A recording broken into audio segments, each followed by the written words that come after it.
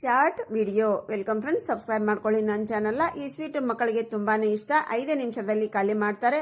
ಒಂದು ಪಾತ್ರೆಯಲ್ಲಿ 1 ಗ್ಲಾಸ್ ಬೆಲ್ಲ, 1 ಗ್ಲಾಸ್ ನೀರನ್ನು ಹಾಕೊಂಡು ಕರಗಿಸ್ಕೊಂಡು ಸೋಸ್ಕೊಂಡೆ, ಒಂದು ಪಾತ್ರೆಯಲ್ಲಿ ಹಾಕೊಂಡು ಒಂದೆಳೆ ಪಾಕ ಮಾಡಿಕೊಂಡೆ, ಏಲಕ್ಕಿ ಪುಡಿಯನ್ನು ಹಾಕಿ ಮುಚ್ಚಿಟ್ಟೆ.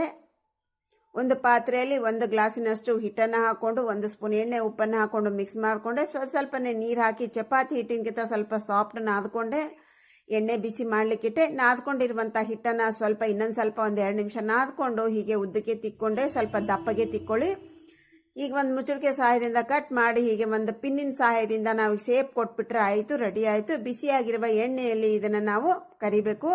ಹಾಕಿದ ತಕ್ಷಣ ಮುಟ್ಟಬಾರ್ದು. ಅದಕ್ಕೆ ತನ್ನಿಂದ ತಾನೇ ಮೇಲ್ ಬಂದಮೇಲೆ ಎಲ್ಲಾನು ಹೊಳ್ಳಿಸಿ ಹಾಕ್ಬಿಟ್ಟು ನೀಟಾಗಿ ಲೋ ಟು ಮೀಡಿಯಂ ಫ್ಲೇಮಲ್ಲಿ 2 ಕಡೆ ಹೊಂಬಣ್ಣ ಬರುವಾಗೆ ಕರೆದು ಪಾಕದಲ್ಲಿ ಹಾಕಿ ಒಂದು 10 ನಿಮಿಷ ಬಿಟ್ಟು ಹೊರಗಡೆ ತೆಗೆದ್ರೆ ನಮ್ಮ sweet ready. Thanks for watching. Bye.